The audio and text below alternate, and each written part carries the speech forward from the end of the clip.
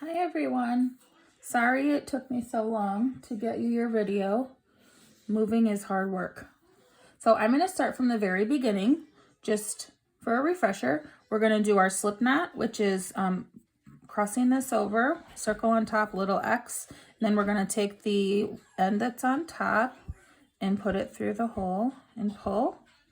And then we can make this smaller to fit on our hook.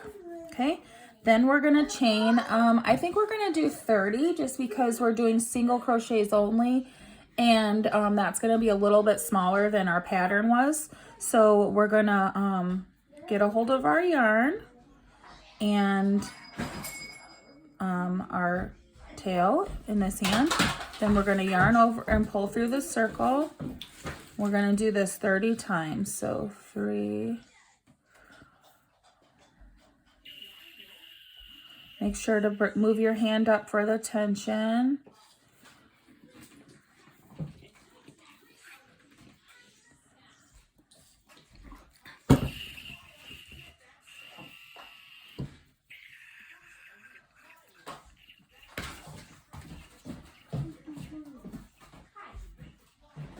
I think this is 20.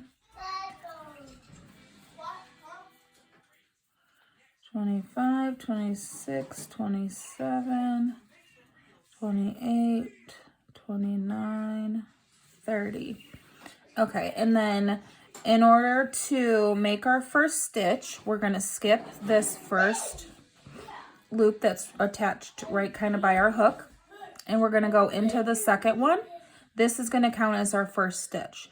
So we're going to go into the second one, and you're going to yarn over and pull through just your stitch, and then you're going to have your beginning loop and your new loop on your hook.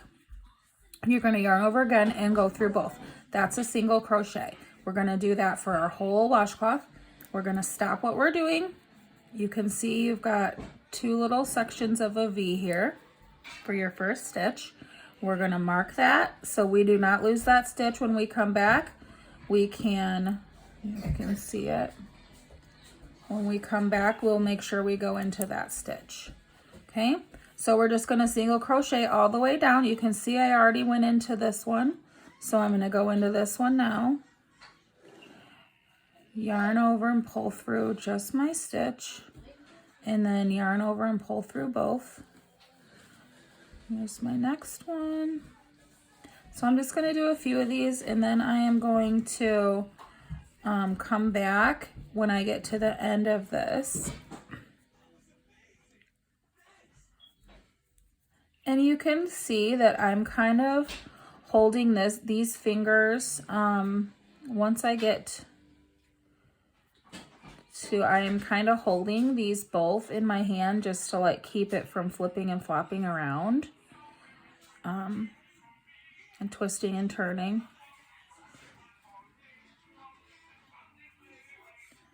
And it just kind of keeps everything tight. Okay. So I'm going to do this one, and then I'm going to come back when I get to the end, and then I'll show you how to go up to the next row and mark the next stitch. Okay, I have just a few stitches left, and I can show you, you can see here on the part I've already done, down here, this is your chain you started with, and then you can see your little stitch going up here, and then you've got the top of your stitches, your V's all the way down. This is what you'll be working into on your next row. So I'm just going to finish these last few for you. And then I will show you how to turn up to the next row.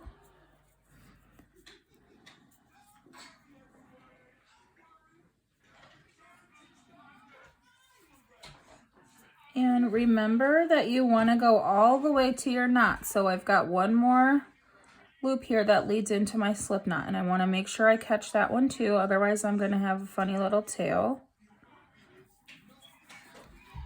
So I'm going to single crochet into that one, And then I am all done with my first row. Okay.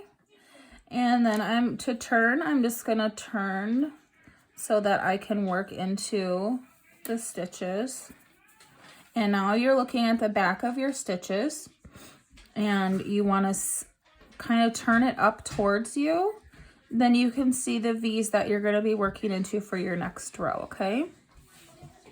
So you're going to chain 1 to go up to the next row. This just gets you up there. And then you're going to go ahead and go right into that very first one. Not the chain you just made, but the very first stitch.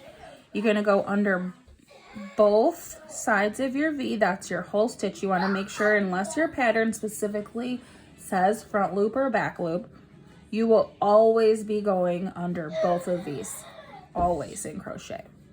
We're just going to do the same stitch, a single crochet, and then we're going to stop after that second or that first one, and we're going to put our second stitch marker right into that V that we just made.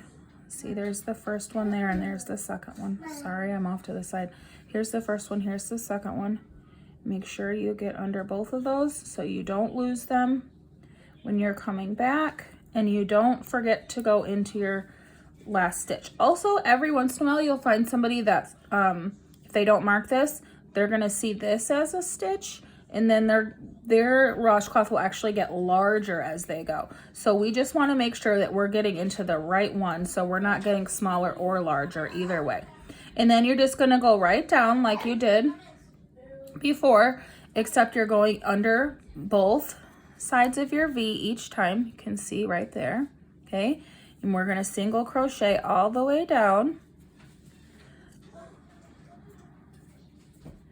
I'm just going to do a few, and then I am going to come back at the end just like I did so I can show you going right into our stitch marker and then moving it up to the next row, and then you guys will be experts. Okay, so I did, I don't know, about 5 here. So now you can see our first stitches down here, and it does stretch out a little bit like this while you're working, but it will actually condense back down. It's just a little bit stretchy, so it'll go back down as you keep working into the next rows. So you can see our first row of single crochets are here, and here's our second row of single crochets that we're working on right now. And I'm going to finish this row up, and then I'll come back and show you getting up to the third row, and then you should be good to go. Okay, so I have, you can see how it's working out here. Maybe. I have just about 3 stitches left. So I'm gonna work those.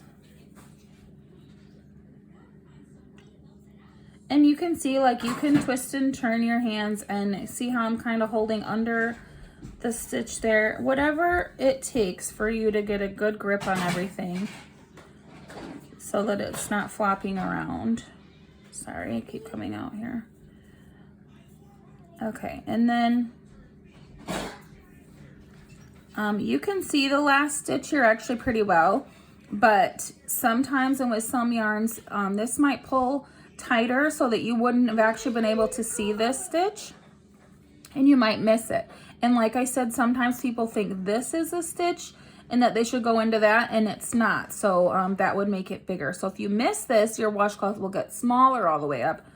If you go the extra one, then your washcloth is going to make bigger all the way up. So the really important reason why we have these is to make sure that we're square. So we're going to go into this last stitch with the stitch marker, and you can either leave it in or take it out. It really does not matter. And then we're going to do our single crochet in there. And then you can take this out because you're going to move it up to the next row when you turn. Okay. And now you're again looking at the back of the stitches that you just made. So you can see those, the back there. If you turn it up towards yourself a little bit, then you're gonna see your V's.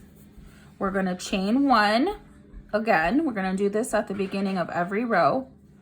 And then we're not gonna go into that chain we just made. We're gonna go into that last stitch that we did. So we're going to go under both sides of our V again. We're going to make our single crochet. We're going to stop and put our stitch marker in. And this is just going to get you really used to finding which stitch is the correct stitch to go into at the end of each row. Okay, so then you're going to single crochet all the way down, and you're going to turn, chain 1, move up your stitch marker. You're going to do this for every row. Now, obviously we don't have a pattern because we just ditched our pattern and decided to do what we're doing. So logically, I would think that since we went 30 chains long, we should go 30 rows up if we want our washcloth to be square. So you can go 30 rows up if you feel like you got this. Or I mean, if your washcloth looks square before that, or if you want a rectangle washcloth or whatever you want to do, just go until you feel like you got a good washcloth, and then you should be good. And then I will just leave it kind of hang at the end. You can leave your hook in, and then I will show you how to end your project, and we will sew in the ends and make our finished product on our next class. So if you have any questions, please text me or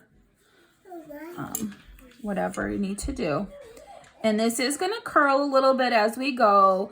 It might look a little bit crooked. We're going to stretch and straighten it out when we're all done.